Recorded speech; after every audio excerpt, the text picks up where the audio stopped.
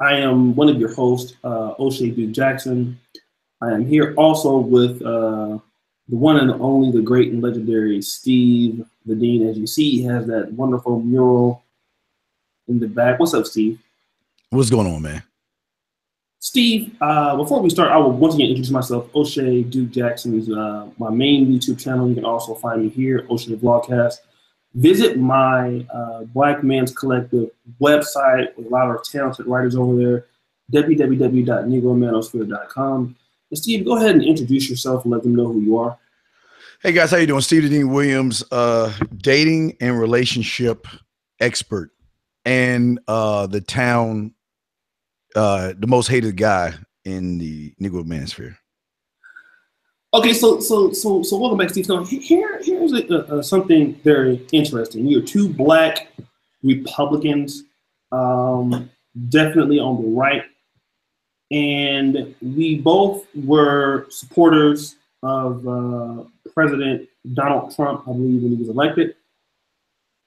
And now I'm not going to say that I was a big Donald Trump fan, but out of the lesser of the two evils, he was definitely better than Hillary. I'm a very big Black community advocate, and the Democrats have really put a number on Black people. But in looking at the president's first 208 or 9 days in office, he is doing probably one of the worst presidential jobs in American history, to my knowledge. Now, what makes it even worse, besides the inability to repeal healthcare and the inability to unite the Republican Party, which he has still issues with that?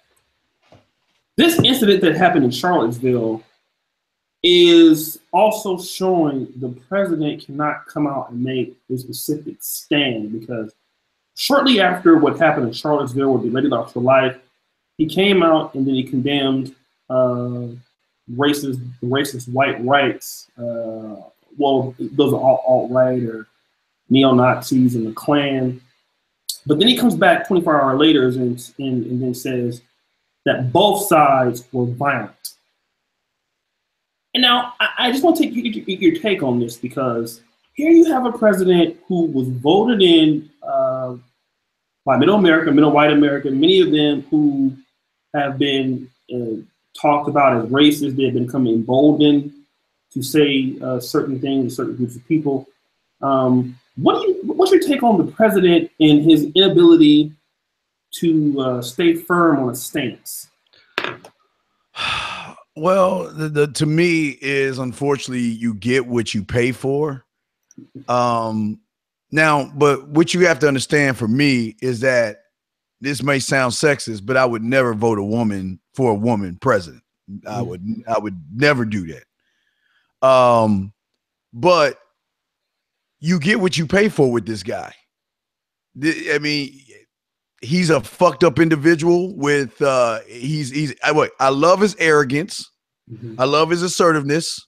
I love his don't care attitude. I love those things about him. But his flopping, I really don't like that much. I think he's going to be a one-term president. He'll be gone probably next, in a few years. But, there's really nothing you can do about it. I think he's in his situation, he seems like he's got to please certain people. And one thing that I always like to say that people don't understand, I'm not talking about people as in you and me. I'm talking about people that's a little bit, he's got to please the people who are really running the country. He's not really running the country. He's just standing for, it seems like he's the one that's running it, but he's not running it. But he's got to answer to a higher people, and he's got to please them. So I think that's why he's doing what he's doing, in my opinion. Okay, let me talk about this. The president in his first 7 months in office, I can tell you personally, I live abroad. I was very excited about the change the president could make. Now, he is in the 30s in approval rating, the lowest of any president in the history of America. The president has also struggled with many things, most notably the drastic reduction of the U.S. dollar in comparison to other major currencies. such as the euro or the British pound, and I've personally been affected by that. The president is also has made many numerous mistakes with regards to the Russia thing and not taking criticism very well, taking to Twitter and doing things of this nature, which looks bad upon his part. But O'Shea, I don't mean to interrupt you. Sure. I kind of disagree with you with that a little bit. Mm-hmm. The reason why it's weird is because we've never had a real pipe hitting alpha type male to do that, because every president before him, especially Barry, little gay ass, they would beat around the bush. A real man, if you coming at a real man, he's not just going to sit there and allow you to tear him down and walk all over him like the other presidents. Again, they allow that shit to happen. But what I'm saying is like I said, it's weird and odd. And I didn't mean to interrupt you. Please forgive me for that. But it's weird and odd for people to see an actual alpha man that is not going to put up with you talking shit to him, and he's going to talk shit back to you. People are not used to that. That's why it's a little bit out of the box. I can't knock him for that. I praise him for that, matter of fact. Well, here's the thing. I mean, is it necessary? And I mean, you're going to be the president. People are going to try you. You're the most powerful person, if not one of the most powerful in the whole world. Is it necessary to go back and forth with people when you don't have to? Well, okay, O'Shea. I love you. You got me yesterday. Now it's my turn to get your ass back. Okay. O'Shea Du Jackson. This morning, your show that you did this morning, right? Think about this for a second. You wasn't mad or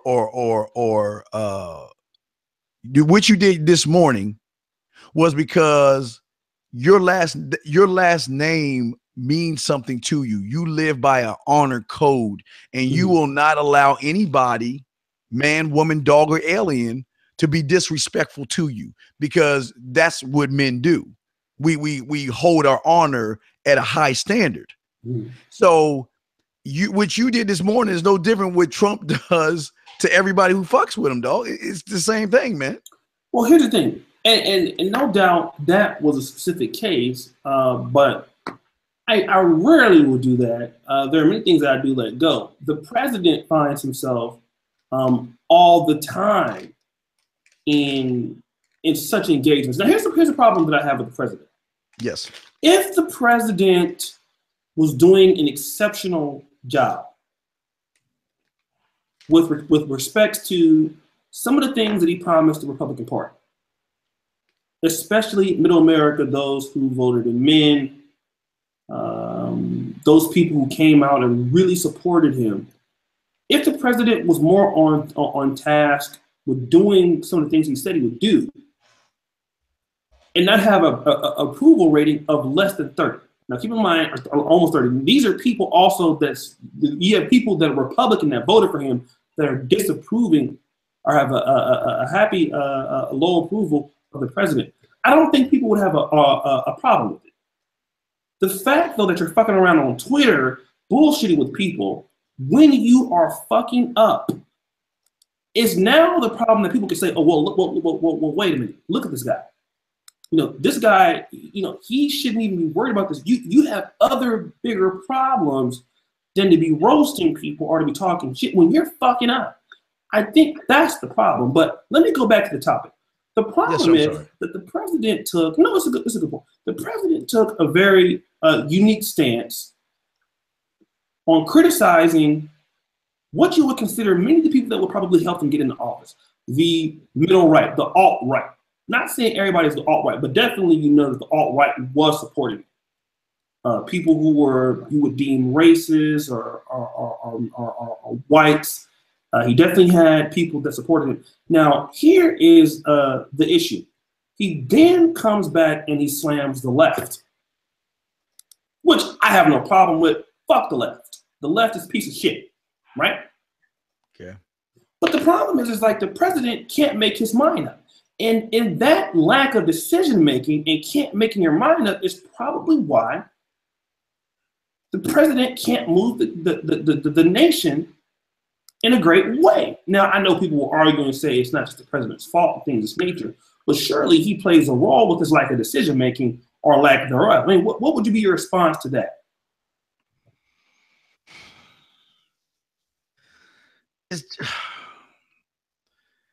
We're just the whole thing, O'Shea, is it's just we're not used to this type of an individual. So everything he does is going to be in a huge microscope because, I mean, he could go to McDonald's, get a hamburger, and it's like fucking, oh my God, I can't believe that he took a few minutes off to go to McDonald's, get a hamburger. Like you said, when the world have all these problems, right? You know what I mean? People are not used to a guy like this. Okay. And I'm not making excuses. You're absolutely right. He is truly fucking up. He is fucking up really bad. But with that being said, though, did you didn't vote, did you? Yeah, I did. I actually did overseas ballot. Who'd you vote for? Donald Trump. Okay. So so it goes back to, and again, I'm not trying to back him on this.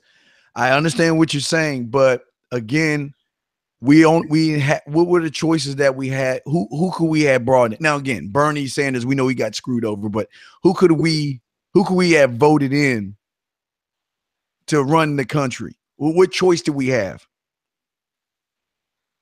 No, we didn't have one. Good point.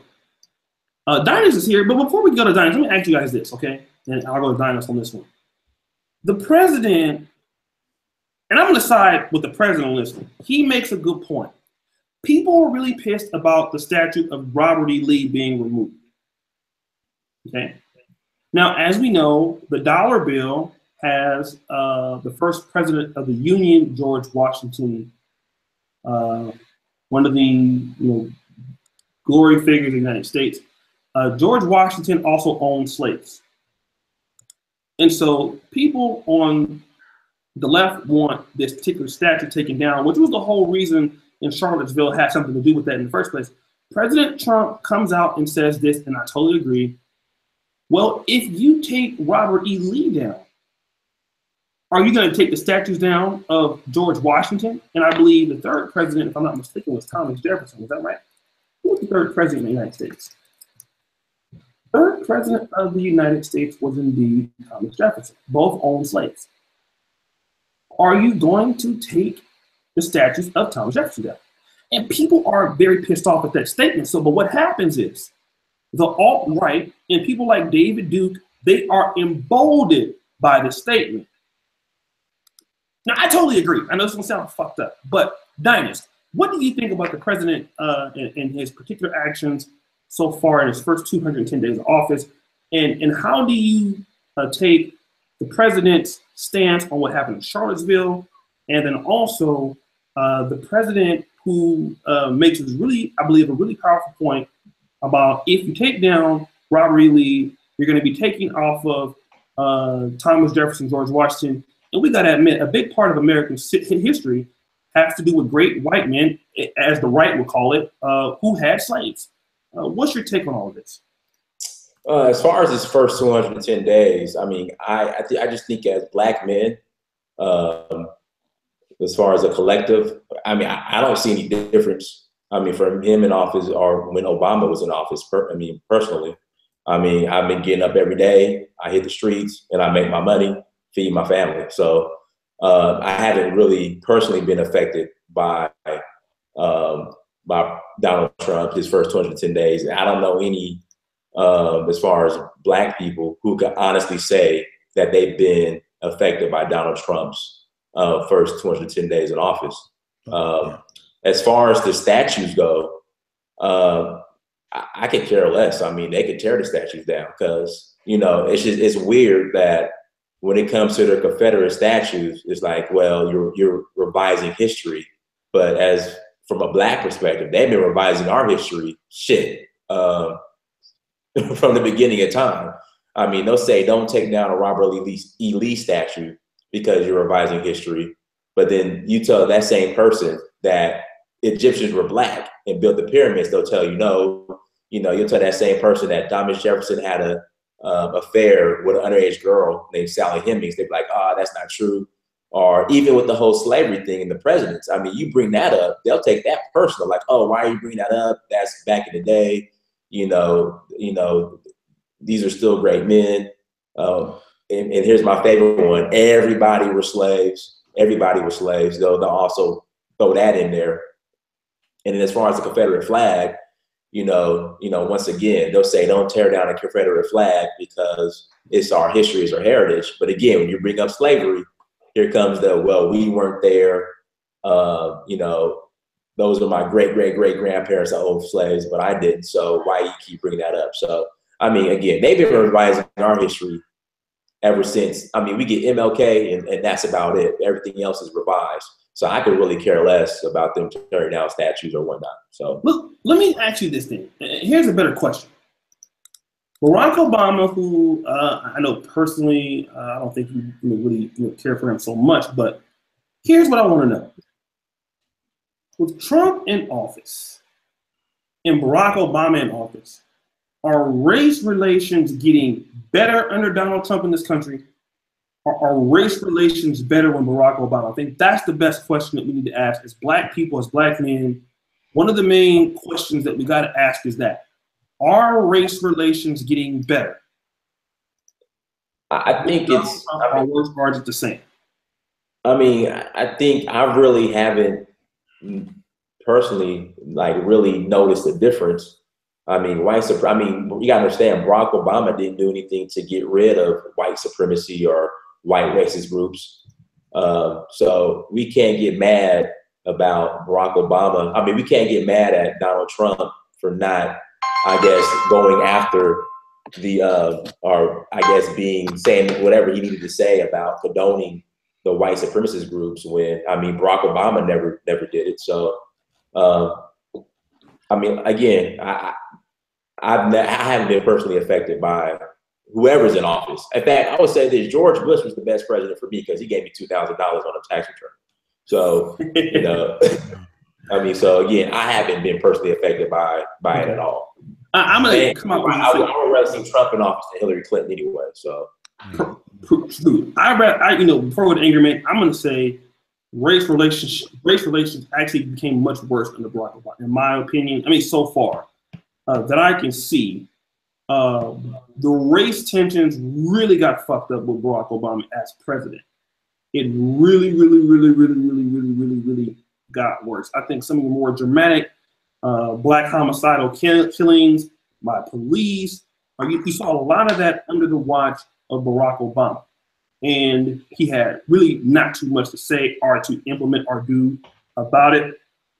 So I just want to go to Ingerman. Ingerman, have you been hearing, and welcome to the podcast. I know that you've been on your own stream, but have you heard about some of the statements that President Donald Trump has made with regards to the statue of Robert E. Lee being removed and comparing it to George Washington?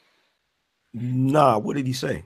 Okay, so what he said was this: Robert E. Lee, former general of the Confederate Army, has a statue in Virginia, and the people in Virginia and Charlottesville wants to remove this particular statue.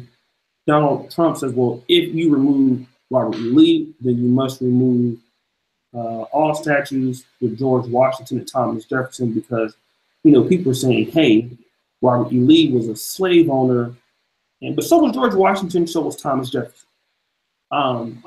David Duke actually complimented Donald Trump on that particular statement.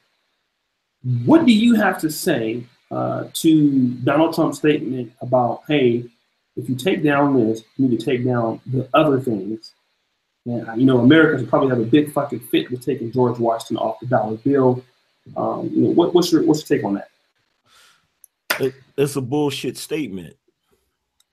The reason why Robert E. Lee could have his statue pulled down, and the reason why people could be pulling down Confederate flags, is because they're not supposed to be up in the first place.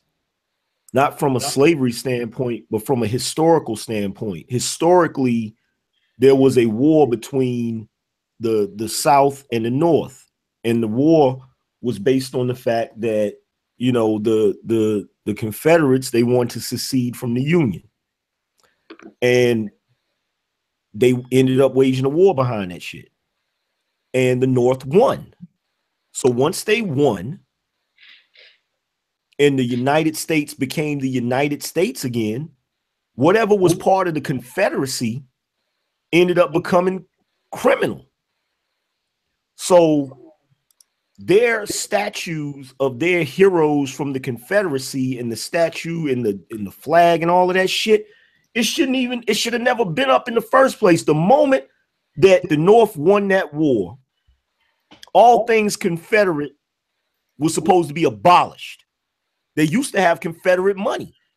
That money ain't worth, you can't even wipe your ass with that money right now. So if they got rid of Confederate money, why would they keep the flag? Why would they keep the statues of them dudes? That shit don't even make sense. Let me try to stump you real quick. You mind? Mm-hmm. Okay, make up a cigarette, so you might have some superpowers. When the British took Benin in the late 1800s and they moved into from Benin into Lagos, when the British moved into what is considered Hausa land or northern Nigeria and Kano region, those places that you know now, the British also took the north. But knowing how hostile the north would be, instead of forcing those people into Christianity to know they would rather die to do so, they did what the Romans did to the Jews, which is let them govern themselves and keep their own stuff intact. And even though they owned everything, to keep the peace upon that side, the same thing that the Romans did to the Jews in biblical history, to keep the peace. And this is a normal type of thing that British people do or white people do. You lost the war, but to keep peace, even though the Confederate Army is there, you have a lot of people that are still sympathetic to those needs. In fact, who's the guy that killed, for example, Abraham Lincoln? Anybody remember Booth. this guy? John Booth. Booth, right. This guy who jumped down from the particular, broke his ankle. He was trying to get over to Virginia because he had people that were sympathetic to him. You know, the Confederate South still had a lot of power, even in the 60s. If you recall, Alabama would not let blacks vote, and John F. Kennedy didn't want to get involved in that. And one of the reasons why he knew there were still hostile tensions toward the war. So what I'm saying is, I don't think it's a dumb idea to remove that statue after the United States have won, because once again, they were still trying to keep peace. And it was on a negotiation thing. Look, we know we beat you guys, but hey, here's a statue. Here's some things that remind you of your part of the nation, and let's compromise. It's been done all through history, all through, you know, when conquest in Britain. You know, this is something that's a tactic that's typically done when one side defeats another. They don't just, you know, squander everything. You know, this is typical. Yeah, but I think there's a difference between when you bring up the example with the British in Hausa land, and like colonialism. I think it's a difference between that and then the actual Civil War. How so? I'll tell you exactly what the difference is. Okay. I'll tell you exactly what the difference is. Okay, first of all, I'm a student of the 48 Laws of Power and a staunch realist. It wasn't a compromise, because at the end of the day, the slaves didn't get freed because of a moral issue. They got freed because of the Geechee War. They got freed because of monetary reasons. The North was trying to basically, right now, all of the issues you have, the reason why they don't have a problem with the statue of Robert E. Lee, the reason why they don't have a problem with the Confederate flag is because the North wanted to give the illusion that it was a moral issue, that they had a problem with slavery.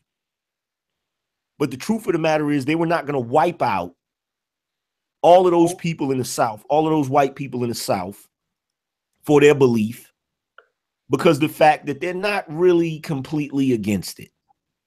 They're just, you're looking at the lesser of two evils. Facts. You're looking at the North looking at it. See, you got to realize think about the mafia. In the mafia, you're going to have Italians who are strict racists, meaning I'm not dealing with niggas. I'm not dealing with spics. They're going to say all of that shit. But then you got some Italians in the mafia that's smart to say, well, I feel the same way they do, but we can make some money off of these niggas and spics. You understand what I'm saying? So what you're dealing with is you're dealing with two different types of creatures. One that has that belief, but they would rather say, you know what, let's tone down the extremism of it so that we can still do business. And we don't have, because like, let's face it, the Geechee Wars, they don't want to talk about that. They don't want to talk about the fact that they had to, at some point, let the slaves go because it was going to get to the point where they was going to have so much of a rebellion, they wasn't going to be able to do business no way. So the fact that they still had let these motherfuckers, like every last person that's running around this country waving a Confederate flag should be considered a war criminal. That's the reality of it. They went to war over, you had a president who said, this is what we gonna do. And you had a bunch of motherfuckers in the South that said, well, we not gonna do that. Okay, let's go to war. Regardless of what the motivations were for the North, the fact of the matter is the North won that war. So when you win that war, that means like right now, if you start a rebellion in America, let's say for argument's sake, you started a rebellion in America. Whoever wins that war writes the law. Whoever wins that war writes the history. Whoever wins that war sets the tone for what it's going to be. So it's just like with Hitler. When Hitler won certain areas, he became top dog in that area. But the moment he lost, guess what? Can somebody be a Nazi in Germany right now without there being a problem? Honestly. No. Can they raise a Nazi army right now? Yo, when they beat the damn Nazis, they made it so that they forbade them from even building planes. This is why the BMW has the propeller symbol on them, because that's an ode to them used to being able to build awesome ass planes. They can't build planes no more. And the reason why was because of that war. And they completely, everybody, all of them became, the moment they lost that war, they all became war criminals. So explain to me how the Confederacy lost the war and did not become war criminals. Because there was no war criminals to them. I mean, it's very easy to see that. I mean, the thing is, what was a war criminal in World War II may not be what a war criminal was in the Civil War. May not have been. It's just not. The rules are not the same. It's not. It's not the same thing. The same thing is dictated as how because the thing about it is, when white people put blacks in slavery, it was different when blacks put other blacks in slavery, because in certain systems you could move up vertically in a particular culture in slavery. It depends on who's going to war with what factions, and the winner decides of who is a criminal, who's not. In the exactly. In the case of the Civil War, though, it was not the same as those of the World War II. For example, all right, me and you are brothers, right? Me and you have a fight. Mm-hmm. The reconciliation between me and you is going to be much greater than if me and you fight some people from across town that we don't know. Okay. Or know vaguely about. Would you agree? Somewhat. That's what the Civil War was about. The Civil War was, okay, we respect each other as, intellectual equals. We had some kind of bad disagreement, yada, yada, yada. But while the World War, though, it was not on that same level.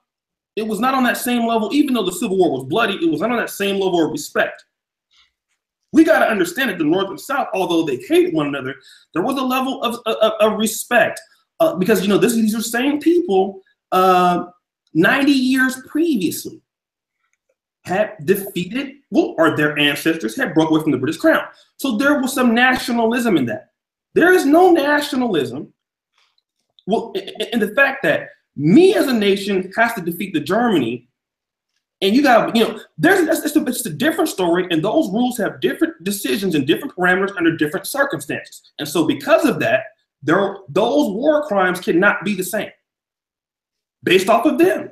Because if that was the case, then a lot of Confederate soldiers and Confederate people would have been on the same kind of war crimes as the others. But let me do this.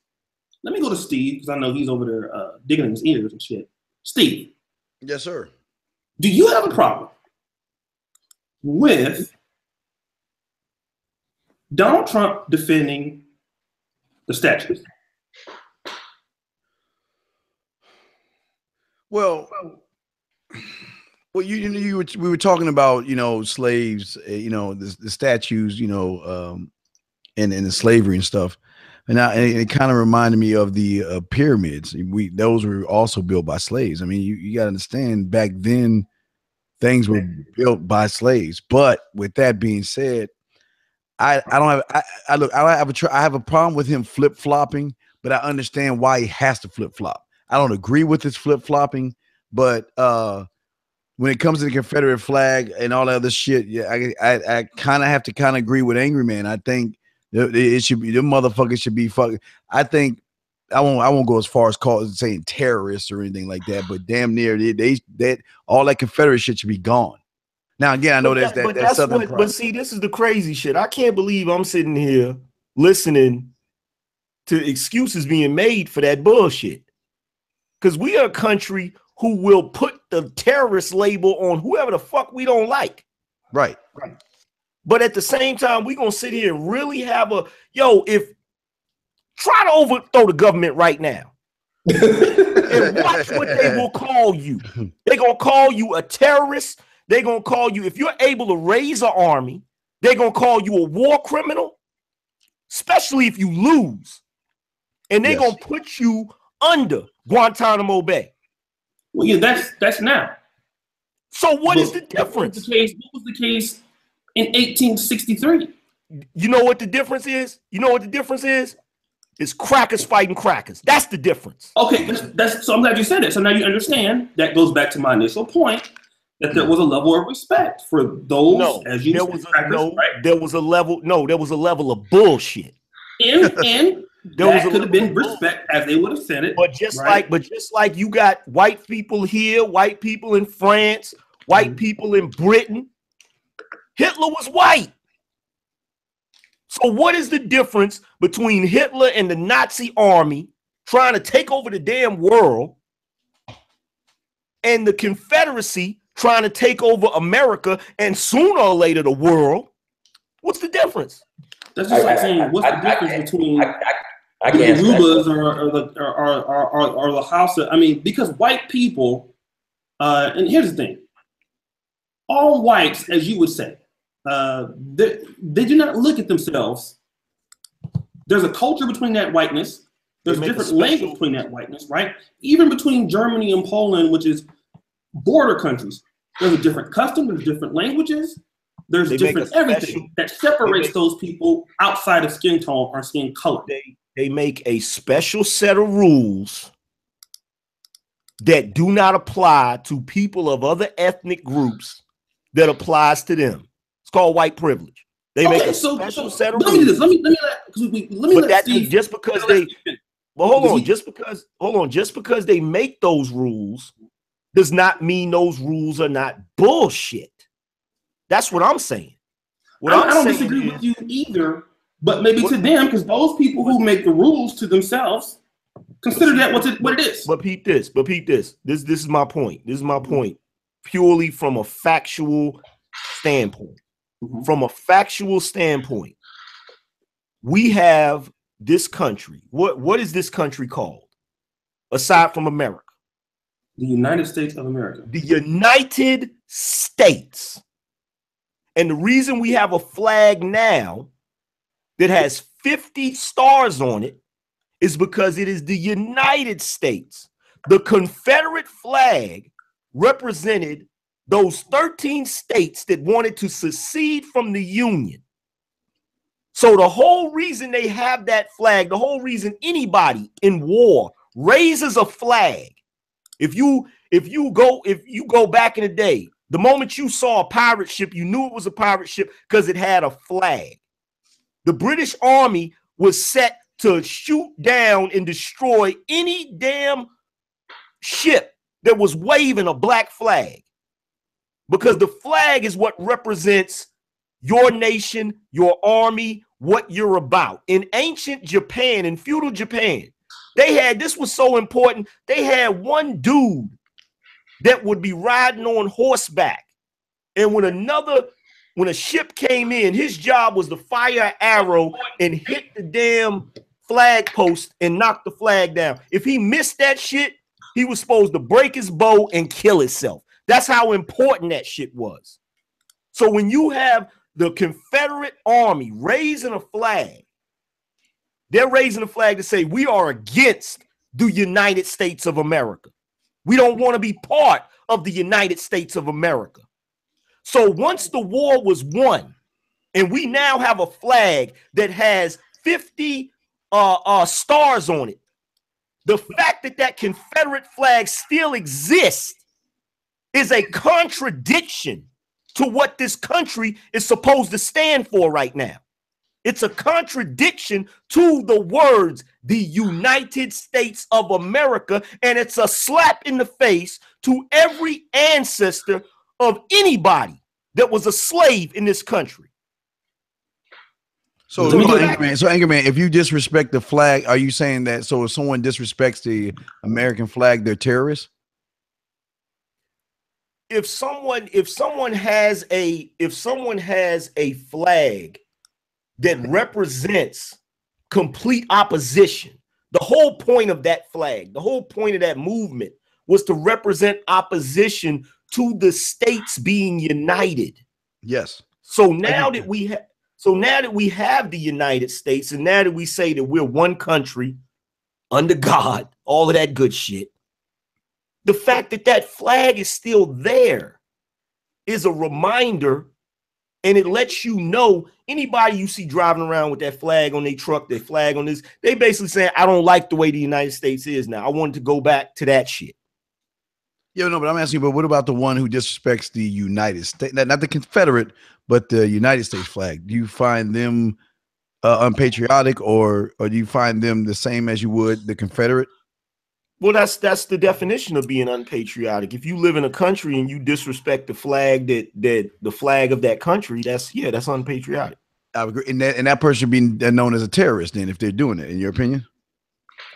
I don't know if they should be called terrorists. Yeah, I think that's a little bit of a stretch. Yeah, I'm just saying. I'm just asking. I'm just kidding. Like if they like, okay, if a dude runs into a bank with the flag on his back as a cape and he got a suicide bomb on him, yeah, he's a terrorist because he blew up some shit. You know what I'm saying? But nah, if a dude let me just add in here real quick before we go to Dynast. Here's the thing. Under your rationale of what should be this, should be that, it doesn't take away from the fact that those who won the Union War felt that those who participated in the Confederacy would be allowed to keep that heritage. Now, the thing about it is the winner makes the rules. It is not your rules. Because if you won the war, then of course you can make those rules. The fact is that you didn't. The fact is that those people who did make the rules, whether you agree with them or not, they said that the flag could stay. Not only in some bullshit. It doesn't matter if it's bullshit. That's the rules. It does matter. It does. Let me finish. It does matter. Let me finish. I'll listen to you talk. All right. I'm gonna show you how it matters. The fact is, that is what they agreed on. If I say, for example, Steve the Dean. Yes, sir. Steve, let's role play real quick. Okay. Steve. Yes, sir. How much would you charge me to sell me a collard green sandwich? How much am I gonna charge you? Say $1,000. I charge you. I charge a grip. Yeah, I charge you $1,000. $1,000. Yes. Okay. Cool. I'm paying $1,000. Thank you. Dynast, tell me that's bullshit. Is Dynast there? Yeah, I'm right here. It's bullshit. It's bullshit. Okay, stop the fucking show. That actually is bullshit. To pay $1,000 for a fucking collard green sandwich, that's bullshit. But do you know what? What? The fact is, me and him have agreed on that's the rules. Yep. Wait, no, it's not you that's agreed. No, listen, that's what it's going to be. Well, yeah, and the problem is whether you make an illogical assessment of what you're saying, and I'm not saying that you're wrong because it makes a lot of sense. You're using right. But I'm gonna show you something. No. I'm gonna let you talk all the time. Listen to me. Go ahead. The point is, go ahead. Just as dumb as I sounded when I had that fucking collard green sandwich that Steve Black ass sold me for $1,000 fucking dollars. The point is that is what the North and the South agreed upon. Okay. For the country to move forward. That's what they found. Go to ABL real quick because you've been talking. Just listen, take this. I've been taking yours. You gotta take this. Come on, man. Come on, man. Give, but you don't like to you like to throw jabs, but you don't like to catch. Just catch this combo real quick. I got a counter. I'm catching this jab. I'm moving. But I got a counter, and I agree with you. But I ain't gonna counter. I ain't done punching. I've been. Come on. You can counter at any time. You just got off a goddamn show talking for 45 minutes. Then you come on, shut me with my own goddamn shit. Let me just say something. Go ahead. What I'm saying is that's what the country agreed upon to move forward at that time. Okay. And you can't, as dumb as it sounds, that's what happened. Go ahead and count quickly, and let's let ABL get in, and we're gonna go to Steve, and he's gonna sell me to the collard green sandwich for $1,000. Now I'm glad you said that. All of that you said. Now I'm gonna show you how it's bullshit and how it affects you being bullshit. Okay. Now we on your platform right now. Now the way you run your platform and the rules that we agreed upon is you moderate and you say, okay, it's this person's turn, it's that person's turn, it's that person's turn. And we all agreed to that. And that's cool. So then one day you come to my channel and everybody's talking except for you. And you're in the background like, come on, angry man, I ain't even had a turn to talk yet. I don't care, nigga. Shut up. I'm gonna let everybody else fucking talk. I don't care what you gotta say, nigga. You be like, wait a minute. This is not good form. This is not the proper etiquette. This is not what, on my channel we did such and such. I don't care, nigga. It's my channel now, and I'm gonna do shit the way I want to do shit. Now, regardless of the fact that that's my rules and that's the way I set it up, it's still bullshit. You see what I'm saying? I see what you're saying, and it makes sense. But at the end of the day, what you can't wrap around is, regardless of what you think it was bullshit or not, that's what they thought. I'm not saying you're wrong. And we're seeing what you're saying. And we're seeing what you're saying. Yeah, and we're seeing the residual from that now. Okay, let me let ABL get in the car. I'm actually gonna be me and Steve gonna be quiet. We're gonna let y'all two talk. What are you talking about? We're gonna let people. This shit gonna be good. ABL we have a different point of view. Me and Steve gonna just instigate this shit. Steve, you ready? Because me and Steve don't want to do no work tonight. To be honest, we tired. ABL, because I know this is going to be real heat. Stop the show real quick. Before we get AB, is there a way we can change the ABL versus Angry Man? Can we do that? Like, I got my broccoli, man. I'm ready to roll. What's going on? Oh, he got broccoli. And he got his broccoli with him. Don't put with his broccoli. Oh shit, he got his cigarette. Fucking ass tonight. Broccoli. You got Marlboro 100s. You're gonna get emphysema with it's on cigarette versus broccoli. Look, shit. You know he got to come with the papers when you come on. You see that? You see studying now. He didn't get his papers out. Okay, let me do this. Stop the show, everybody. Listen, stop the show. We got a good show tonight, man. These brothers are very powerful and smart, you guys. So listen, like the video. 267 watching. He getting ready to start doing calculus and everything. Okay. Look, he breaking out calculators. All you brothers in the chat, like the video, okay? Put the collard green sandwich down. Steve is selling them for $1,000 right now. If you want to buy them, go to www.mymindset.com. Buy you a collard green sandwich for $1,000. I'll tell you what, $999.99. Yes, 99 cents. 1 penny off. There you go. Yes, sir. Okay, let me do this. So ABL, what is Angry Man? What is, in your opinion, what does he not understand? Or what does he get right about the statue of our not being removed? Well, I didn't. I'm just now coming in. You know, I had to get my broccoli and all that. I had to get set up. So I ain't really been listening to what he's saying. I heard a little bit of it. I came in on the tail end, so I'm not really sure what he was talking about all the way. But I can make my case. I can talk about this for 3 hours straight. So you just give me some points to talk on, and then I'll talk on it. Okay, so here's the problem. Donald Trump made. I actually agree, even though I don't agree with the whole slavery narrative at all.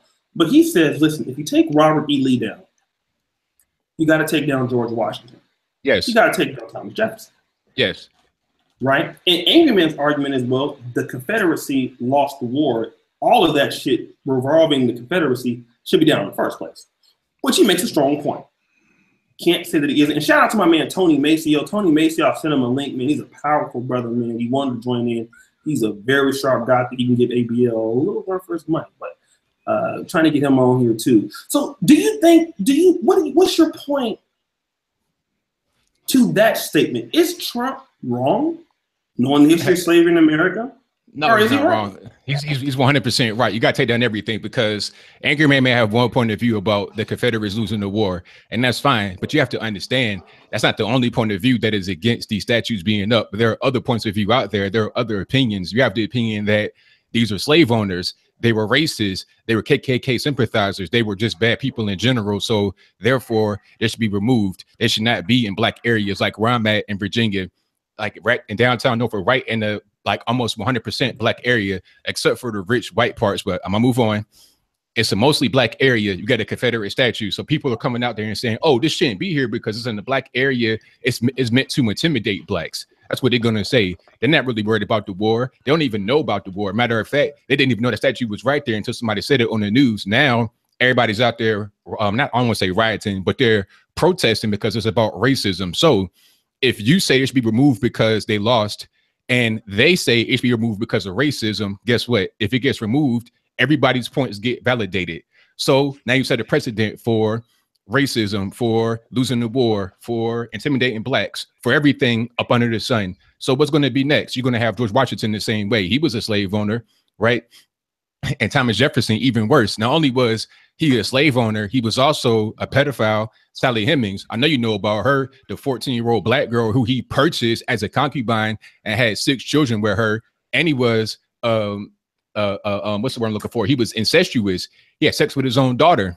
He had up to 300 slaves at the height of his slave ownership. So if you're going to get rid of Nathan Bedford Forrest or Robert E. Lee, generals in the army, if you're going to get rid of Confederate statues to men who died, that were conscripted, that had no choice but to fight for their country, right? If you're going to get rid of those, why not somebody like Thomas Jefferson? You know, give me your currency right now. Hey, anybody in the chat, if you don't want your Jefferson bills, if you don't want Jefferson currency, go to my website, anthonyblogan.com. Exactly. Send it to my P.O. box. And hey, Scout Sonner, I'll make sure that it gets disposed of properly. You don't got to worry about it. I'll take care of it for you. Anthony ABL's here for you. All right. I got a response for that. I got a response for that. Let's get Steve involved a little bit. Steve, what do you think about the argument? Is that pretty good? I love it. Yeah. Absolutely. Here's the problem with people. They are so fucking weak and sheepish. They will follow any and everything that is going to start shit. That's just how they are. Yes. Now they talking about they talking about ripping up and shredding $100 and $50. But you know, I think I told you, I don't know if I told you, Angry Man. I think I told you, O'Shea, half them motherfuckers don't even have $150 to shred the fuck up. What the fuck they talking about shredding the money? But like my boy ABL said, hey, if you want to get rid of that money, don't shred it up. Hey, send it to me. I'll take care of it. Allow me to do it.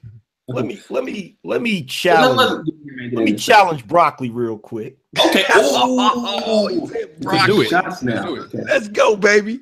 So, first of all, let me make my viewpoint and my stance 100% clear. Okay. I ain't shredding nothing. Okay, I don't give a damn if George Washington, I don't care who's on the dollar bill. It don't make no difference to me. It don't make no difference to me, not even a little bit. So let's just get that out the way.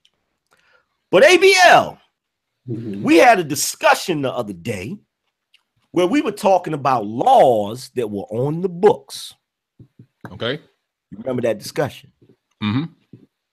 Now, you just mentioned, which slave owner did you mention that purchased a 14-year-old girl? Thomas Jefferson. What was the law at the time?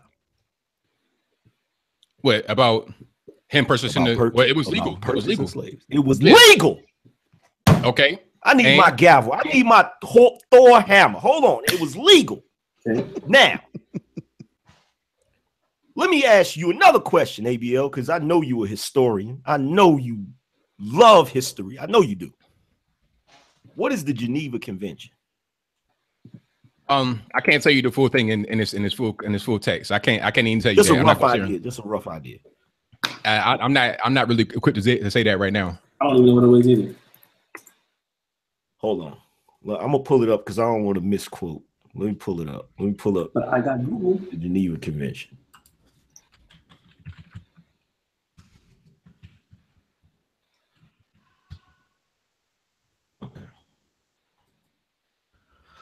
Let me pull it up. Oh, okay. The kind of rules of war.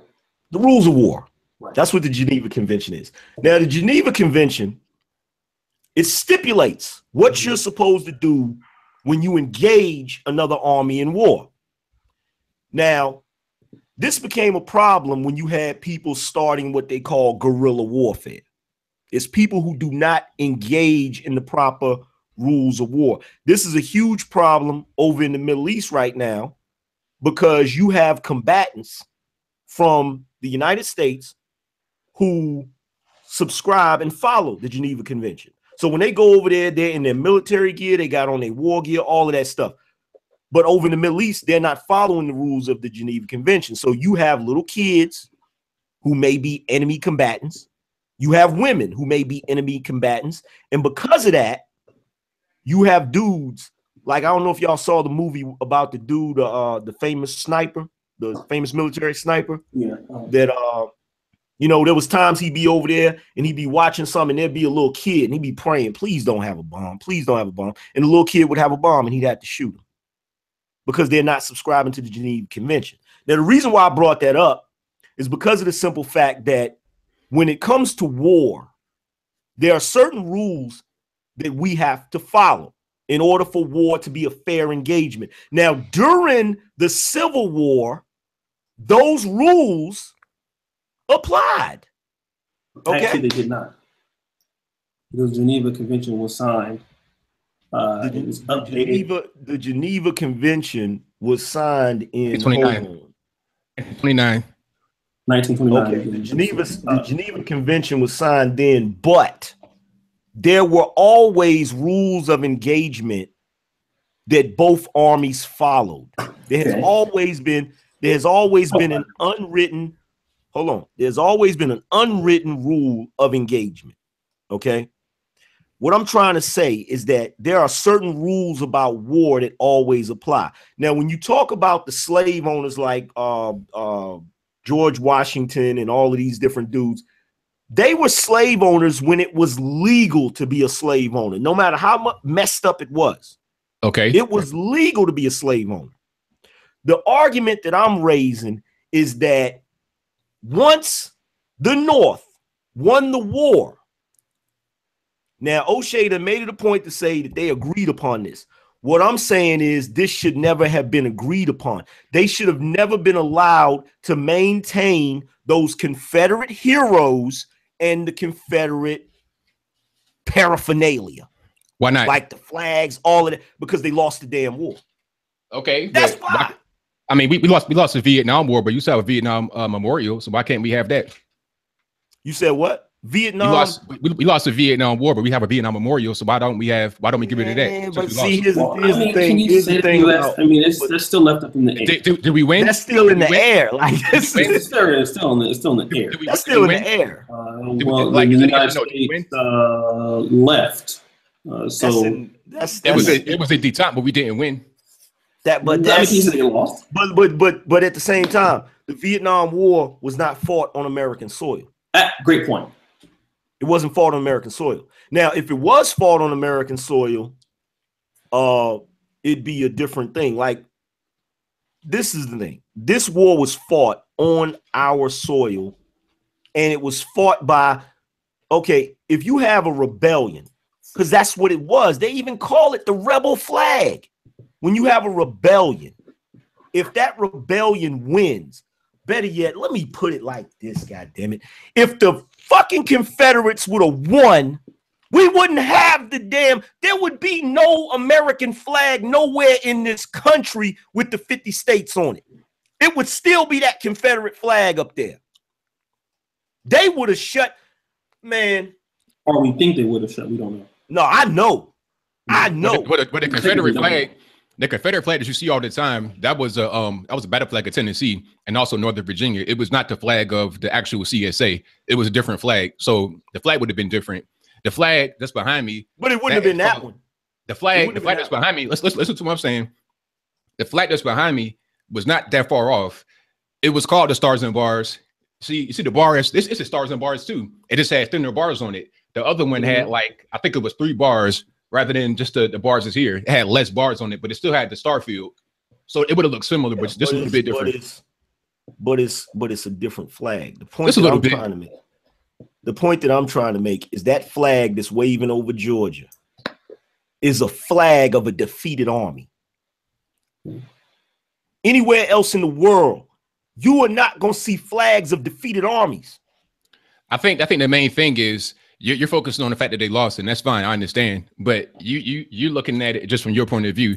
If you think that the flag should be removed, you have to, like I said earlier, you got to understand there will be others that say, well, it's not about them losing, it's about them being racist. And then once you have all those reasons that I mentioned about it being racist, about them being slave owners, about them being a loser, about them being treasonous, once you put all of those into it and you remove something, then all those things get validated, and then it's going to be the next thing. Then they're going to say, let's get rid of the Stars and Stripes because you had slave owners that own that. You had slave ships that had that on top of it. You had plantations on top of it. Then they're going to say, then they're going to say, let's put up the gay flag rather than the American flag because that's inclusive. This right here is a see, here's the thing. This is why my argument is not based on that. I understand your argument, but you got to understand. Yeah, mine isn't based on racism. I understand your argument, but your argument is just yours. But when you put it in the whole scope of things, when you put it in conjunction with other people, your argument will not just be by itself. It'll be included with others. And you have to include that when you're thinking about getting rid of a statue, because your argument will be validated. Well, so will others that have different points of view than you. So then therefore you're going to have a snowball effect. Well, see, here's the thing. Their argument is a losing argument. It's not losing. It's not losing because if you win, then they win because you both want the thing removed. So it's a losing argument because they are on the borderline of being considered terrorists because they are tearing down shit and vandalizing shit without just cause. You don't understand. It doesn't matter. What you're saying is right. I agree with you, but it doesn't matter. You have to understand everybody's argument is being heard. So when it gets removed, whether by choice or by force, it doesn't matter what one side of the argument is. All the arguments against it being there will be validated at that point. So now everything's going to be considered going into the future. Hold on. Who is this one Southside player in the chat room talking about the angry man is not bright? Let me tell you something, son. You can say whatever you want about me. You can call me an asshole. You can call me anything you want to call me. But the one thing you can't call me is dumb. I don't give a shit what you say. Let me just interject real quick. I'm just going to get Steve's point of view. Here's what I want to say. Okay. Let's look at the escape, around 1860 something, right? I don't know who the world power is this time, but I'm probably guessing that it's probably maybe Britain. Britain is definitely making their way to Africa and the colonization of that in India, right? The United States, who's having this beef, not a world power at this particular time, but they've had this bloody war. And you have other nations, and I'm just thinking about this, just, rationally. Other nations who are probably looking at some of the prosperity that the United States has as a potential. And as these people are fighting, well, if it keeps fighting, then maybe one of us can come in and take the US while they're having a civil war. Now, why am I saying this? Knowing that the United States and the Union is vulnerable after the defeat of the Confederate Army, The last thing that you want to do, if you are the president, which Abraham Lincoln said, I will do whatever I can do to save the Union. If that means leaving up the Confederate flag, if that means leaving up a couple statues, fine. The reason why I would do that is, well, number one, the economy is destroyed. Okay, we have not industrialized. We are not a world power at this particular time. It leaves us vulnerable to an attack of another foreign person with a more well-trained military, be it France, be it Portugal, be it Britain. So, I mean, if you're thinking as a president or a union, is you want to get the country reunited as fast as possible. And the reason why you want to do that is because you don't want to get hit by an outside force like Britain. I agree. And so it makes sense to me that they say, okay, listen, what do you guys want? Okay, the war's over. You lost council. I love. Okay, we want our Southern culture. Fine. You want to put Jim Crow laws in? Fine. You want to mistreat blacks? Fine. You know, so if you're thinking in that terms, then the last thing you want to do is say, okay, you guys lost the war. We're going to wipe out all of your shit. Then if that comes, well, okay, Nicholas Wilson, that statue came in 1920. Well, still, even in 1920, there was a great tension between the North and the South. Still. It wasn't about tension, really. It was about them just trying to have their own culture because people that came from their state. Nothing is wrong with that. Okay, and here's the thing. Here's the thing about that. And for the record, the first Geneva Convention was in 1864. The problem with that is, what are we dealing with right now? So basically, the North sold a soul to the South so that the South could maintain all of their ignorant bullshit. Hold on, I don't understand that. I don't understand what you just said. The North sold their soul. Like, what do you mean by that? I don't understand what you mean. But allowing them to keep, okay. But like, what do you mean? Like, what do you mean sold their soul? Because the North was not perfect. You know that the North had slaves throughout the entire war, even after the South was freeing their slaves. The emancipation only applied to the South. It did not apply to the North. After 2 years after the South was ordered to free their slaves, the North finally freed theirs. So the North had slaves longer than the South. So I don't understand how you can say that the North sold their soul, because they were just as bad as the South, if not worse in many cases. True, but the difference, but the difference is when the North, when they decided to do what they was going to do, the North was going to go along with it, even if they didn't agree with it. The South did not want to go along with it. Go along with what? To the point, the freeing the slaves.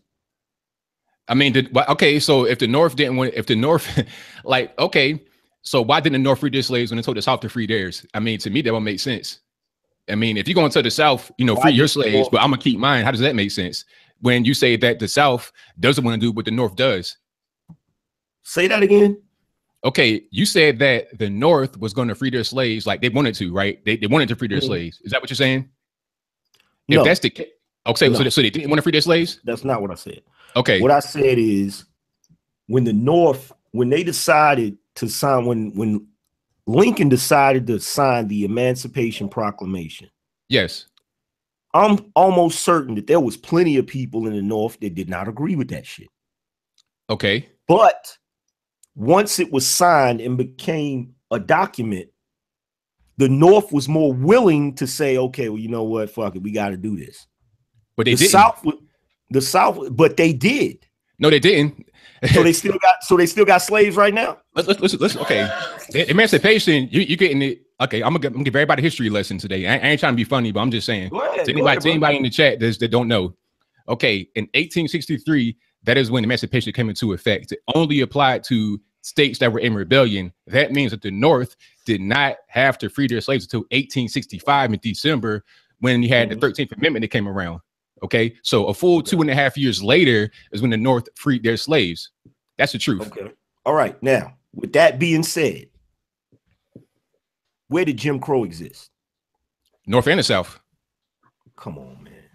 It didn't. It didn't. So it wasn't no redlining in the North. It wasn't no racism in the North. It didn't happen in the North, in Detroit and Chicago. So Jim Crow, though. I'm talking about documentation. I'm talking about. We're not talking about. I'm talking about law. It's like the other day. You remember the other day? Yeah. Let's not. Remember the other day? We was talking about law. We talking about what's on the books. That's what I'm talking about right now. Mr. Disingenuous. Hold on. Somebody said that. Hold on. In the chat, somebody said something about the border states. We talking about the border states. The border states was irrelevant because they were still in the North, and West Virginia at one point was part of the Confederacy because they seceded from the Union as Virginia. It wasn't until 2 years after the war was waging in 1863, after the emancipation, by the way, which meant they should have had their slaves be freed already. It wasn't until then they became a state. At that point, they seceded from. Hold on. At that point, they seceded from the Confederacy with slaves into the Union. When they came to the Union, you had soldiers that came from Ohio, Union soldiers that said, you know what, we know you have slaves, but if they try to escape, we will return them to you. So if it was about the border states, is that in the third? Why did the North order like allow them to keep them and said that if they escape, they're going to return them? So that was the person in the chat that didn't know what they were talking about. Because what I said earlier before you came on here, all of it is bullshit. But if we look at everything that has occurred, and I want to ask you this, ABL, I want a straight answer from you. Before you do that, we're gonna need to get to Steve too in a second. So okay, let me just ask him this one question. We're gonna let Steve talk, and then we'll go back to ABL. Okay, go ahead. Let me just ask him this one question. Are you saying to me that during the Jim Crow era, there was equal racism in the North and the South? Well, it depends on what state you were in. I can't say North versus South. It depends on the state you were in. Because I mean, that's kind of an ambiguous question. You're talking about a lot of different states that had different laws. Just like during the war, you had Ohio that had the anti-fugitive slave law, which meant that if you were a runaway slave, you could not come to Ohio. They would extradite you back to where you came from, or maybe not even to where you came from, maybe just to a different state, or they would confiscate you and sell you to somebody else in another state that had slaves. But some states in the North, they allowed slaves to come in there that were runaway. It wasn't no laws on the book. So it depends on what state you're talking about and their individual laws. It wasn't like this whole big federal thing we're talking about right now. Back then, it was much more based upon your statehood. You know, the whole idea of federalism came much later. Like we were under the federal government at that time during the war, but that whole, you know, American, like I'm an American rather than I'm a Virginian, I'm a New Yorker, I'm a Georgian, that came about a little bit later. Okay, let me do this. I want to get to Steve, the Dean. He's over there playing Tetris and stuff. So let me do this. You know, we want to definitely get his opinion on this. I'm going to just ask a really direct question to everybody on the chat. It's a great show, by the way. Shout out to my man, Tony Maceo. Wish he could really join us tonight because he's pretty big on politics. This is a different kind of show for all of us, except for ABL, because typically this is ABL right up his alley. But we can weigh in on it too. Let's do this, brothers. 308 people watching. This is a very, very, very, very, very, very powerful podcast. We got some really smart brothers on here. What I want you to do is, if you are subscribed, if you are not subscribed to this channel, you need to subscribe. Shout out to my man, Barry CEO. And I'm going to go ahead and read some people off who are super chatting, and keep the likes coming. I really appreciate it. It helps my jury curl come back quicker if you'd like the video. So let me read some people here. CB3, keep up the good work, man. Thank you so much. Black Heart Savage, another classic Brother Peel. Appreciate you, Devin McCoy. Thank you. The Grinch to God, I buy a collard green sandwich if y'all unblock me. Dark Face, thank you for $2 super chat. $2. ISIS loves to remove statues as well. Voltron 12, 512. The left-leaning mainstream media silence about Antifa backed by George Soros is a huge problem. I agree. They get away with attacks and intimidations. Most famous nobody. Stop the show. Oh shit, when you don't get on Advice TV show here, this topic will be perfect for a news YouTube channel. Thank you so much, player. Let me do this. Everybody keep the likes coming up. And I'm going to just ask Steve the Dean a very powerful question. Let's see if we can stump the Dean tonight. Steve, President Trump, who we have talked about his low approval rating, he started off probably as one of the worst presidents ever. Okay. Yes. But even though he's kind of fumbling here a little bit, he did kind of save face, I thought, with a good, I'm not going to say a good portion, but I mean, you know, the right is very supportive of Trump, especially some controversial figures like David Duke and some other racists. Is Trump showing favoritism to the alt-right or white supremacists? Is Donald Trump, you know, he's not really calling out the fuckery of the right and he's kind of trying to say, well, it's both of you guys' fault. Is Donald Trump really trying to protect, his relationship with what you would consider racist white America, in your opinion? Well, it's racist white America who probably voted him in, so of course he wants to protect him. But also, you got to understand there are blacks out there that voted for Trump because they surely believed in what he was saying. But and then there were some people that voted for him because they won't vote for a woman or whatever, doesn't want a woman in office. The thing is with all this, with what Trump is doing as far as he's just playing the both sides of the fence the best way he can. Because like I said before, he's not the one in power. He's got other people he's got to answer to that's on a higher level than him that most people don't even, they think he's the most powerful man in the country. He's just in the seat and playing the role of the most powerful man. But there are people, like I say, there are people who might be racist and might not be, but he's got to play a balance here. He's got to please both sides because he's not thinking about the regular people. He ain't thinking about the motherfuckers bitching, whining, moaning, playing. He don't give a fuck about y'all. He worried about the motherfuckers that are the bigger power, the one that's really the people that are really running the country. Those are the people that he has to answer to. He don't give a fuck about the regular person who's bitching, whining, moaning, complaining. Because like I said before, in his mind, hey, you shouldn't have voted for my motherfucking ass. You should have voted for Hillary ass. Okay, I agree. Let me do this. Let me get Anthony Brian Logan's opinion. Shout out to my man Doug, Gypsies in the building, Cerulean Gray, Shoddy, Ratty.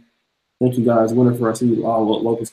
Hey, I think I know what your take is on this, ABM, but is Trump showing favoritism right now to the what you consider to be the alt-right neo-Nazis? He did make that pretty profound definitive statement, which I actually agree with. What he's saying makes a great point. But is he saying this because you have people like David Duke who feel very emboldened and things of this nature? Is Donald Trump, in other words, cooning for the alt-right? No, he's not. I mean, he's just avowed the alt-right and all these white supremacists and everybody else multiple times, time and time again. Same thing with David Duke. He's just avowed David Duke multiple times over. White supremacists, neo-Nazis, white nationalists. He's done that over and over again. It was funny in the most recent press conference. He specifically said that I disavow white supremacists, neo-Nazis, white nationalists, and the press still said that he was trying to support them. How do you support somebody when you openly say you disavow them? It doesn't make any sense. And then some would say, oh, that was his voter base. That's how he got into office. Well, explain this. Donald Trump had less of the white vote than Mitt Romney did.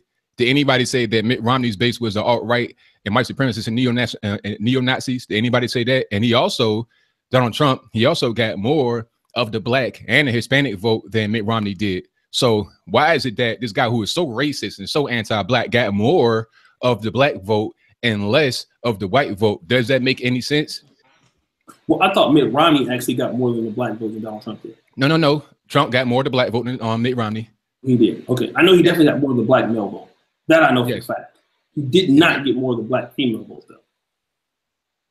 Well, I mean, we gotta look at the numbers, but at the end of the day, you listen to me. Here's what I gotta say though, Anthony. You got less of the white vote. Let me try to stump you real quick, right? I got you.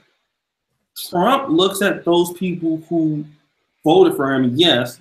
He also is looking at the people who financially supported him. We do know, and also shout out to this fact. I know I was gonna talk about this in a separate part, but the Daily Stormer website was also either was forced from its domain from GoDaddy and is now someplace else, and now also banned off of Google search engines, stuff like that, due to something they had to say. We'll talk about it a little bit later.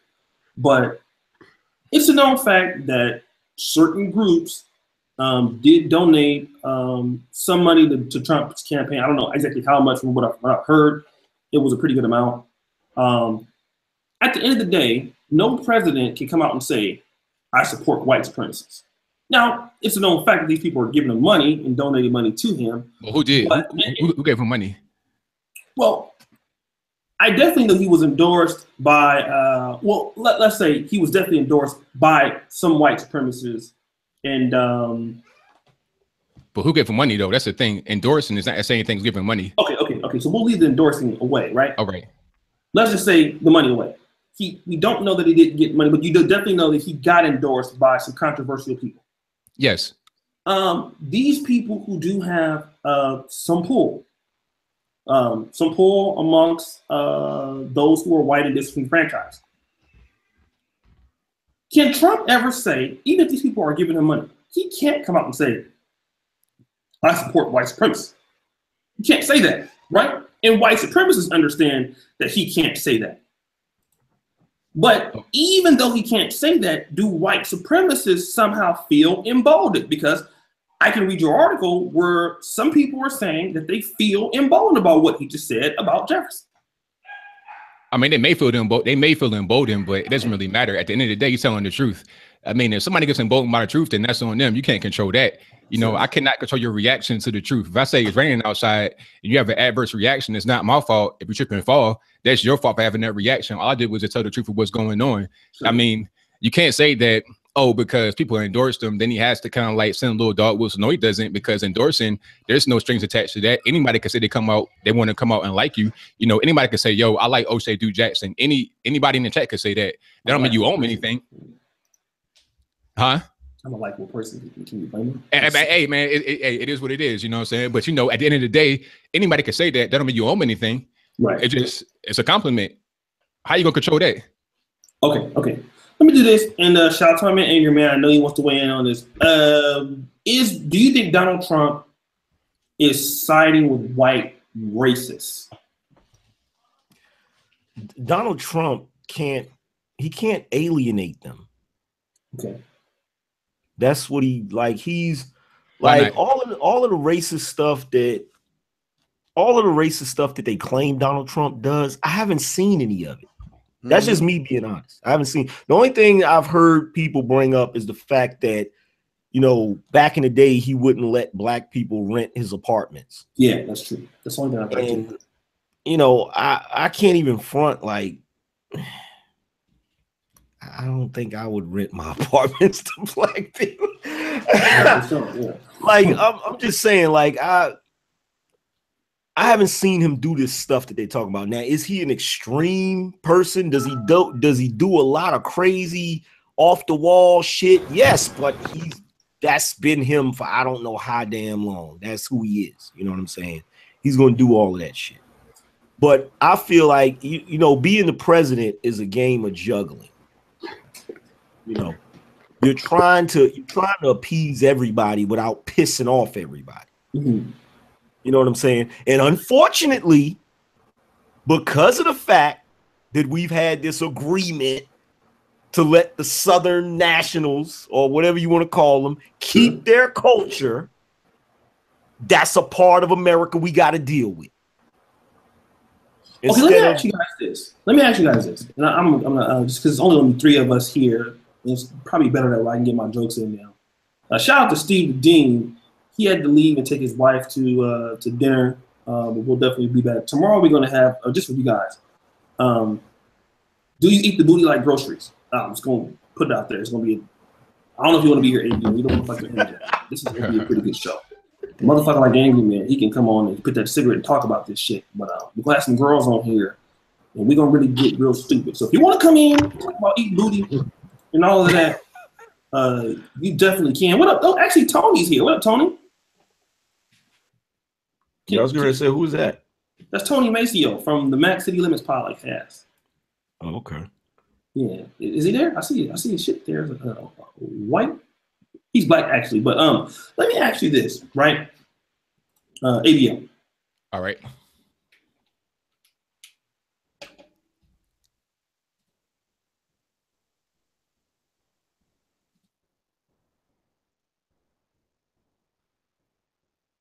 The hell just happened? That I've heard from people, but what I will say is this: those people had their right to protest in Virginia. If these social justice warrior people, Black Lives Matter people, have they not showed up, there's no issue. Correct. We have a problem with violent liberals. Mm-hmm. Stop the show. We got to talk about this. These fucking liberals are, even when the Donald Trump convention, campaign was going on, the violence you saw on the streets from white TV boppers, yes, black chicken-eating Negroes, violence is absurd on the left. And I mean, the thing about it is, and if you say you guys are violent, you guys are fucking up, they get so butthurt. 100%. Democrats are so fucking violent. And the problem is, it's not even just the black, we know black people can do whatever. But the problem that you see is the lot of violence that's happened is coming from white Democrats. White liberals are fucking insane. Am I wrong, or is there a problem with white liberals in their fucking inability to behave in public, to act like normal adults? Am I just only person seeing this shit, Anthony? Now, yeah, I think it's a problem with white liberals, but also liberals of all different colors. You got a lot of people that feel like they're outcasts of society. You got the LGBT community. Have you seen that video of the black woman with her breasts completely out, no bra, nothing on, just screaming at a white woman in Charlottesville? No, I don't want to see that. Yeah, you don't want to see that. It was really crazy.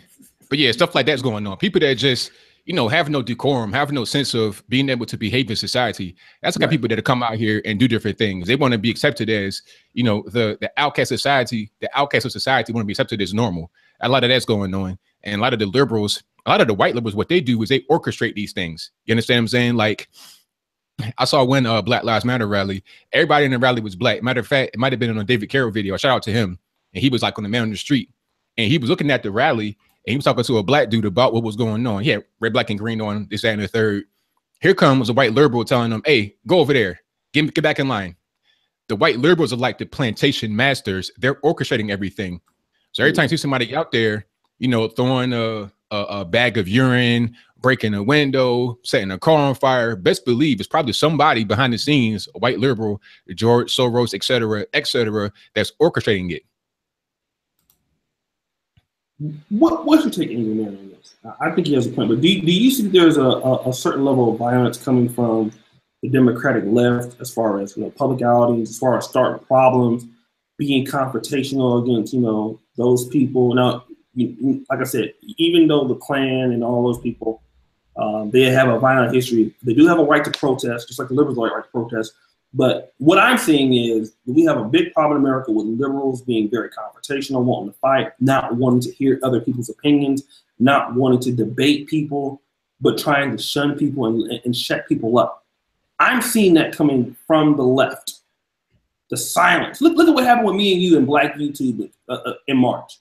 A bunch of liberal fucking whores try to shut us down and not hear our positions. Do you think that there's a problem of violence among liberals of all races and colors? Hell yeah. Okay. They've become the very thing that they claim they fight against. Oh, like the whole liberal movement. There used to be a time where a college campus was supposed to be the birthplace of new ideas and free thought, free speech, all of these different things. And college campuses have become fucking places where if you don't agree with the left, get the fuck out. Like Berkeley. I've seen, shout out to you, UC Berkeley. I've seen videos of students screaming at their fucking professors. And you even have events where people there was one event where Milo Yiannopoulos, that was in Berkeley, I'm pretty sure, went to a college. Was that Berkeley? I think it was Berkeley. I think it was, yes. Berkeley. Yeah, and he's in there talking, and all of a sudden this black dude and the black chick, they come marching in. The black dude has a whistle, he's blowing the whistle and shit. And the chick gets up in Milo's face and yell. And if he would have knocked her the fuck out, he would have been wrong. And I'm just sitting there looking at it like, wow, like this is fucking unbelievable. Like it's gotten to the point where the liberals, they're fucking crazy. They're literally fucking crazy. Like they want you to believe all of these things and they want you to accept all of these things. That's not reality. Like, okay, I'll give you a prime example. If you tell me that you're a homosexual man, I can't argue with you that you shouldn't be a homosexual man. Mm-hmm. And the reason why is because I don't know what you like. I can't get inside your head and find out if you really like dudes or if you're just lying or if you're just faking. I can't get inside your head and figure that out. However, if you're a transsexual and you were born a man, you're not going to tell me that you're a woman now. Preach. Because I can factually find out that you were not born a woman. So you can't make me acknowledge that you're a woman. I can acknowledge that you're a transsexual woman, but I'm not going to look at you like you were a naturally born woman. I'm not. But they want to force that concept on you. They want to force the concept that gender is subjective, as if it can be changed and all of that crazy stuff. It's ridiculous. It's ridiculous. And I would be frightened. Like I was terrible. Like, yo, I have my issues with Donald Trump, but the last thing I wanted in office, and I said this to everybody, I said, y'all have lost y'all's fucking mind if you want that fucking thunder cunt in the office. You lost your mind if you want her in there. Like, because she, like, oh my God, if we would have got Hillary Rodham Clinton in that office, it would have been like, you ever see Star Trek when he's like, Scotty hit him with the warp drive? It would have been soon as she became captain of the SSS gynocentrism, she would have hit the warp drive on our ass. We'd have been in, yo, man, anybody that's a dude, a man in this country, it would have been open season on your ass. Straight up and down, you know. But yeah, they're crazy. They've lost their mind, man. Let me just take a little bit of a break. I won't keep you guys too long. I know you guys, ABO, you just did a video not too long ago. So let me do this. We'll probably rock the podcast for another 10 or 11 minutes because I'm hot as hell with this old ass Baptist fucking choir shirt on. And it's hot, and the motherfucker, there's a heat on hell in here. Let's do this, brothers. Once again, shout out to everybody. Let me do this. We get 19 more likes on the video. That will put us at 200. And if you do that, and you can ask Anthony Brown a little bit of a question. I guess that broccoli got him wanting to teach tonight. So let's do this. Everybody like the video. I appreciate you guys to the fullest. We really are having a great time tonight. It's a little bit of a different type of show for the manosphere because we typically don't talk about politics individually. Not so much, but we're trying to bring, she said, why are you wearing winter clothes? Because this is what I want to wear. Shit. I know you want to see me naked, boo. That's a white lady. She's a subscriber of mine. So she love her some old shit. Hey, boo. Okay, get the likes up, y'all. Okay? Get the likes up. So tomorrow we're going to have a show about should you eat the booty like groceries? It's something we're going to talk about. Steve has a plastic booty. No, I'm serious. He does. Did you know that, Anthony? I don't know nothing about that, man. Because see, listen, I was thinking, right? Yeah, no. Steve can bring that. Listen. I'm serious. I'm trying to be serious here. Listen, tomorrow, right? If you're free, I know you're a busy person, right? You can bring that broccoli back, right? Steve can bring this plastic booty. Okay. And you will be eating real groceries. Steve will be eating plastic booty groceries at the same time. Maybe y'all could exchange tips or something. I'm straight. I'm good though. You know, I see where you're going with that. I see that you try to connect it. But I'm gonna pass. Totally I'm gonna pass on that. You know. No, Yeah, but see, money. I'm asking. I know you can just be in the chat because you don't want to have the ABL brand on the show called Keep It Doing. But I'm pretty sure you be in the chat though. Angry Man, you gotta be on it tomorrow. I mean, I'll come through. It's gonna be about 500 people watching that shit. I doubt if I'll. You just laugh. You smoke cigarettes. I'm not providing no tips. No, that's what you're gonna do. I ain't gonna have some girls on here to talk about. I'm just saying. It should be interesting. It's gonna be very interesting because Steve got I told you he has this plastic booty, and it don't have no legs on it or nothing. It's just a torso, and it's plastic. I don't know where he got this shit from, but where can you buy booties with no legs? But anyways, get the likes up, you guys. Let's see if we got any questions in the chat for the Angry Man and let's be killing everybody. Hey, I'm gonna say this though. I'm gonna say this while you're looking for the questions about going back to the Confederate statues. Sure. Hey, once you revise history, that's when people they don't know what's going on. When I talk to the average person out here in the street, they have no idea what happened in the Civil War. They don't know that the North had slaves throughout the entire war. And after they told the South to free theirs, they don't know anything about who was involved. They don't know anything about how racist the North was.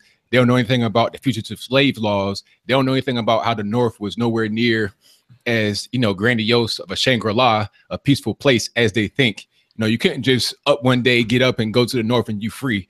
They had anti-fugitive slave laws. It was a lot of different things going on during that period of time. It was a tumultuous time where at the end of the day, I'm going to say this, if the South did not secede, slavery would not have ended that soon. It probably would have ended in the 1880s the same way it did in Brazil, but there was no war. The reason why it ended was because the technology advanced. And think about this. Look at how far the cell phone has come.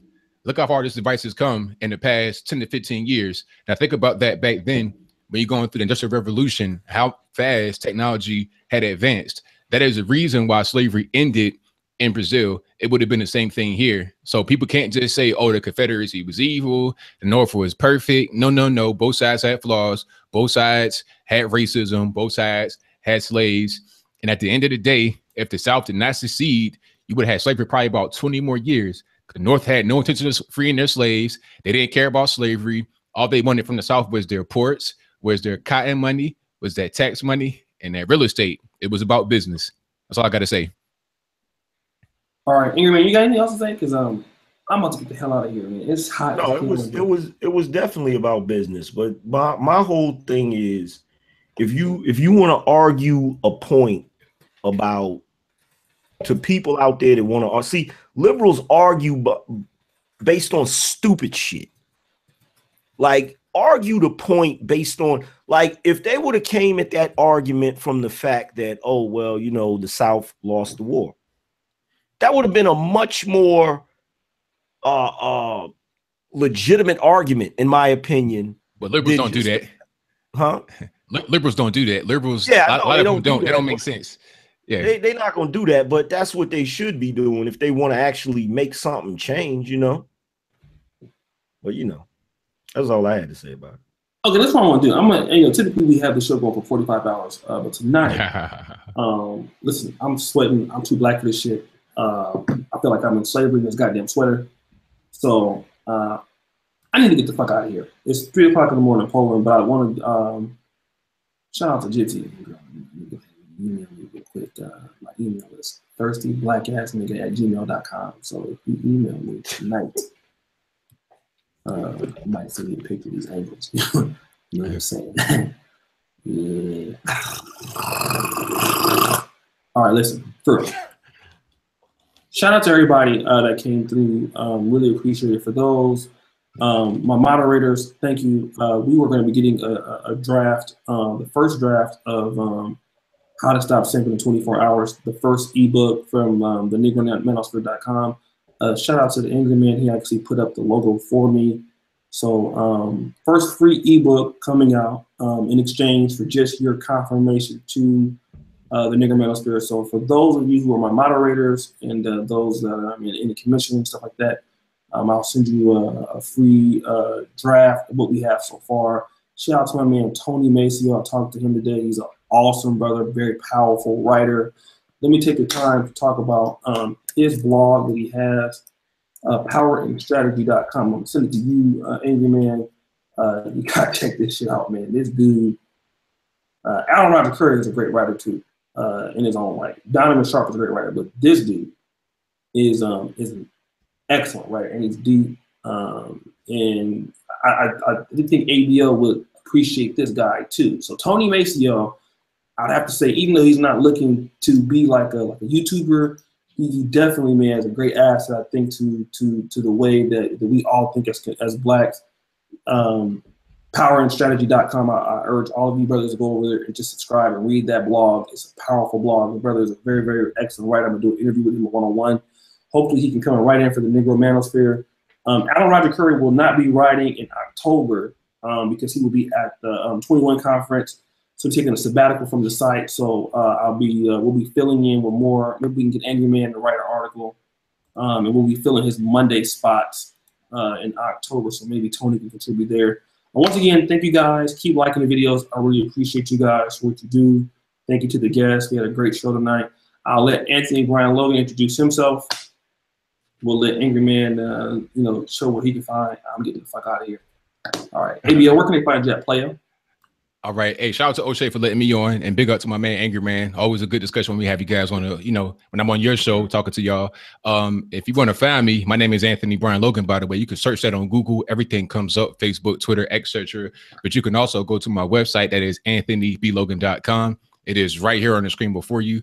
But I want you to go to my YouTube channel, most importantly. That is youtube.com/alog. That is youtube.com/ALOGE. And I'm out. And last but definitely not least, Mr. Cigarette Smoke. That's the last cigarette for a while too. But appreciate y'all for having me on. Everybody can check me out on the angrymanchannel.com. Mm-hmm. Also, if you guys get an opportunity to go over there, sign up for the newsletter that I have. Let me sign for right now, actually. The angrymanchannel.com. Yeah, you can find my information on that website, everything. Okay. Appreciate you. I think he just wants to show off how good this shit look. I mean, that's like trying to do. Like, it does look good.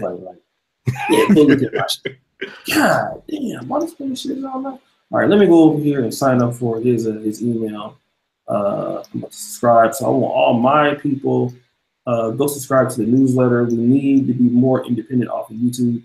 And so that's we have more things coming. I'm trying to get over here and subscribe. Let me see here.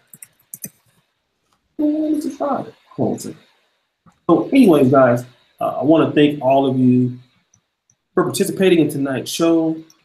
We really had a great time. Now, I will say this before I leave. Before, we really came out with kind of revitalizing what is known as the Black Manosphere, we didn't have any kind of political podcasts or any kind of things that talked about stuff outside of maybe like women and lifestyle.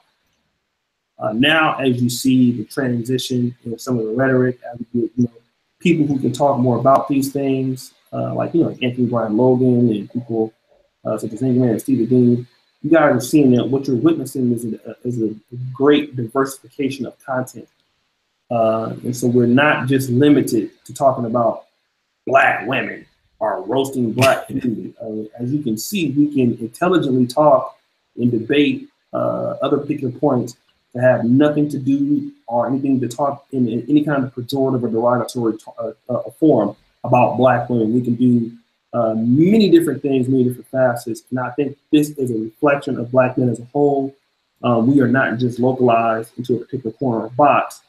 We have any and all the opportunity to discuss things irrespective of just the Black community. We can talk about anything. And I think people like Anthony Brian Logan, people like me, and Angry Man and Stevie D. Williams, we're bringing that different aspect. And I really thank you guys for the versatility that you guys bring to the table. But tomorrow we will be back on the nigga shit, which will be eating the booty like groceries. So ABL, I know you'll be watching it from afar. Kevin Samuels, because he eats booty. Stop the show. He really wants to get on the show. He looks clean. Like if you go, he's a fashion channel. He looks clean, but he's skinny. Those skinny niggas eat booty. I'm pretty sure. So I'm gonna have some Hershey's chocolate syrup in my mouth the whole entire show. Shout out to Kevin Samuels and Stevie D, because those are some booty eaters. And Kevin tried to shame me, like, oh, you a youngster, you don't eat booty? Like, that's what I stopped the show. When you shaming other niggas into eating booty because you do it. I mean, Anthony, let me ask you this, as a conservative, do you have a stance on booty eaters?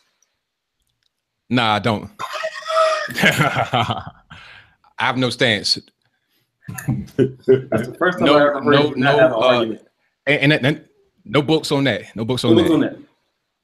Do you ever think we'll get Donald Trump will tweet one day, fuck you, North Korea, I'm eating booty or something? Never. I'm just playing. Okay, we getting out of here. Shout out to everybody. Peace out. God bless wherever you believe in, all that stuff. Peace out. Deuce. Peace.